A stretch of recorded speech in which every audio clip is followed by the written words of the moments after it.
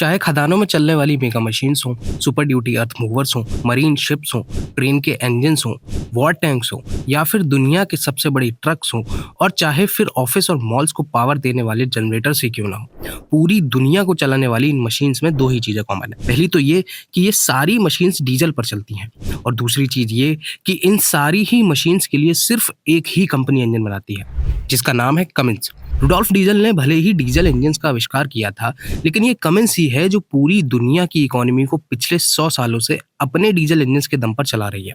लेकिन बड़ा सवाल ये है कि जब सारी दुनिया की सरकारें ऑटोमोबाइल इंडस्ट्री का जबरन इलेक्ट्रिफिकेशन करने पर तुली हुई हैं, तो फिर वो मशीन्स जो एक्चुअली इन देशों की इकोनॉमी चला रही हैं और डीजल पर ही पावर्ड हैं, इनके इंजन्स का क्या होगा या फिर इनको कैसे इलेक्ट्रीफाई किया जाएगा।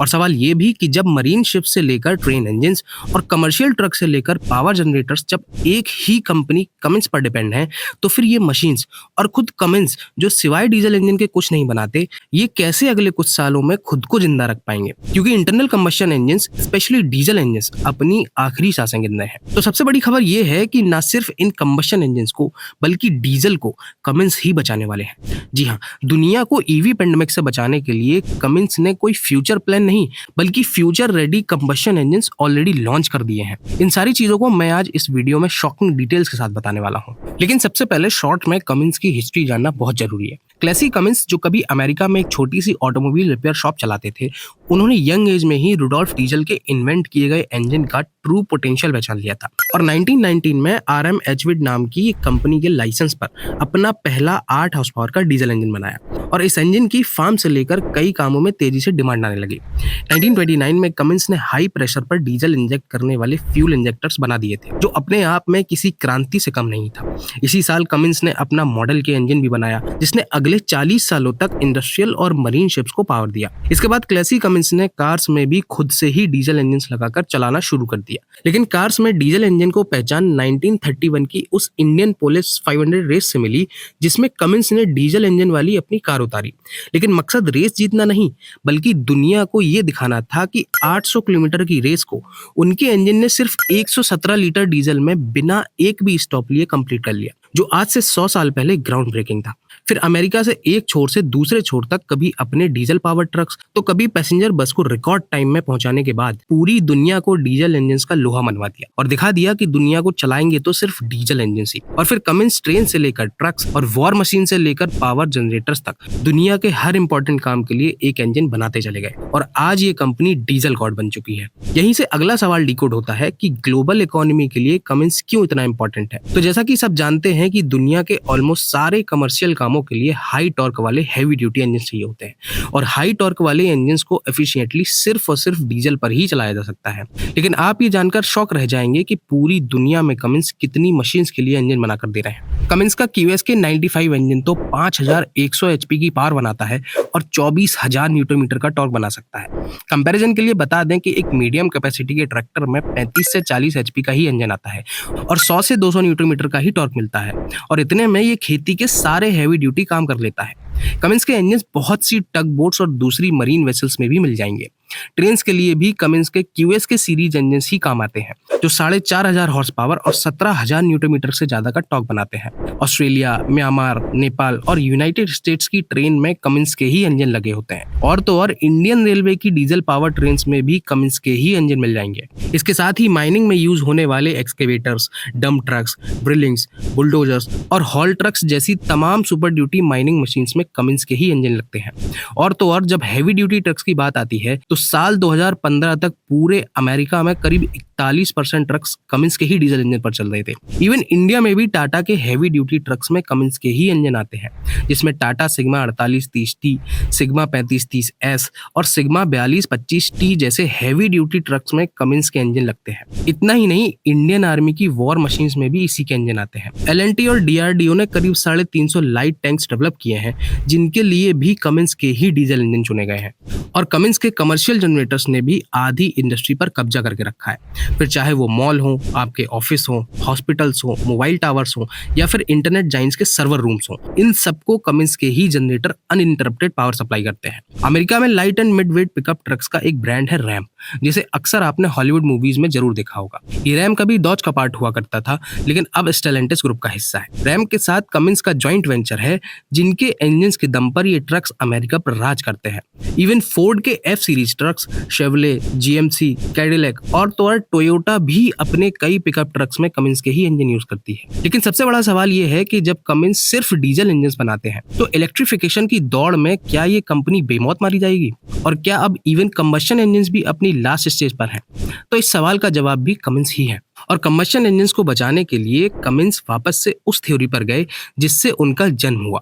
क्योंकि जब पूरी दुनिया ने डीजल पावर को नेग्लेक्ट करके रखा था और हाईली इनएफिशिएंट माना था, तब कमिंस ने डीजल को ही दुनिया का सबसे इंपॉर्टेंट फ्यूल बना दिया। और यही काम इस कंपनी ने फिर से किया है, क्योंकि कमिंस ने इस बार उस फ्यूल पर दांव खेला है जिसे अब तक पूरी दुनिया की ऑटोमोटिव कम्युनिटी ने नकारा हुआ था।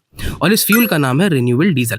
जी हाँ, कमिंस ने रिन्यूएबल डीजल पर बेस्ड एक 15 लीटर का इंजन बना दिया है, जो बहुत ही ज्यादा एफिशिएंट भी है और एनवायरनमेंट के लिए भी नुकसान नहीं पहुंचाता।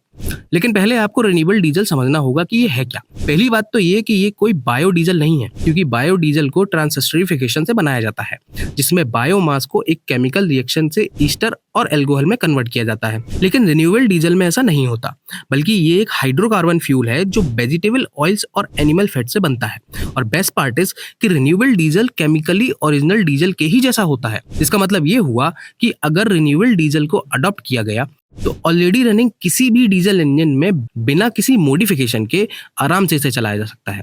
और ना ही इसके लिए फ्यूल स्टेशंस का अलग से इंफ्रास्ट्रक्चर खड़ा करना पड़ेगा, जो कि ईवी और हाइड्रोजन फ्यूल बेस्ड व्हीकल्स के लिए सबसे बड़ा चैलेंज है। कमिंस का renewable diesel based X15 engine company के हेल्म प्लेटफॉर्म पर बना है।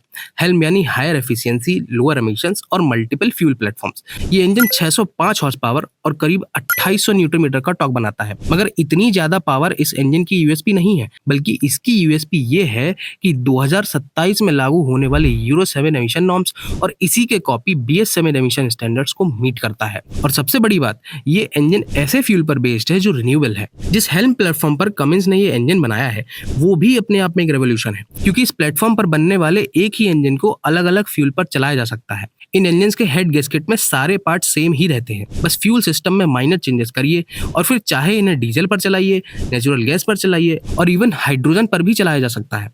पर ये तो हो गई कमिंस के सिर्फ एक इंजन की बात। लेकिन अभी भारत मोबिलिटी ग्लोबल एक्सपो 2025 में कमिंस ने कुछ ऐसी चीजें लॉन्च की हैं जो न सिर्फ कंबशन इंजन को बचा लेंगी, बल्कि डीजल को भी फेज आउट नहीं होने देंगे। भारत मोबिलिटी एक्सपो में कमिंस ने कमर्शियल व्हीकल्स के लिए next generation L10 diesel engine launch किया है, जो हाई परफॉर्मेंस के साथ ही बहुत ही कम एमिशंस करता है। इतना कम कि ये BS6 तो छोड़िए, BS7 और यूरो 7 नॉर्म्स भी मीट करता है। क्योंकि 2027 में आने वाले BS7 और यूरो 7 एमिशन स्टैंडर्ड्स इतने ज्यादा स्ट्रिक्ट हैं कि मैक्सिमम ऑटो ब्रांड्स ने इन नॉर्म्स के हिसाब से इंजन बनाने से ही मना कर दिया है, स्पेशली डीजल इंजन, और अब पूरी तरह से ईवी पर शिफ्ट हो रहे हैं।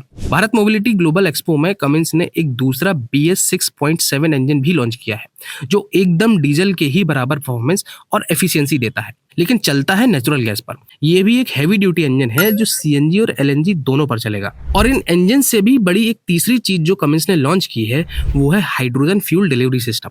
इसमें कमिंस ने टाइप 4 स्टोरेज वेसल्स, जिन्हें सिलेंडर कह सकते हैं, लॉन्च किए हैं, जिनमें हाइड्रोजन स्टोर करके व्हीकल पर सेफली चला जा सकता है। क्योंकि अभी हाइड्रोजन व्हीकल्स में सबसे बड़ा चैलेंज ही यही है कि इसे गाड़ी में CNG टैंक की तरह स्टोर करना बहुत मुश्किल काम है। कमिंस के ये टाइप 4 स्टोरेज वेसल्स 350 से 700 बार्स का प्रेशर सेफली झेल सकते हैं। कंपैरिजन के लिए बता दें कि CNG 200 से 250 बार्स के प्रेशर पर कंप्रेस करके सिलेंडर में भरी जाती है।